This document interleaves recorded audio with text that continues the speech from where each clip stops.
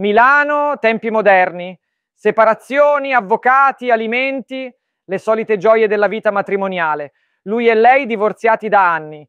Lei incassa ogni mese un bell'assegno di mantenimento per la figlia. E lui? Lui ogni volta firma il bonifico con più lacrime che in un film Strappalacrime su Canale 5. Arriva finalmente il giorno tanto atteso. La figlia compie 18 anni. Fine degli alimenti. Lui, tutto gasato, porge alla ragazza l'ultimo assegno.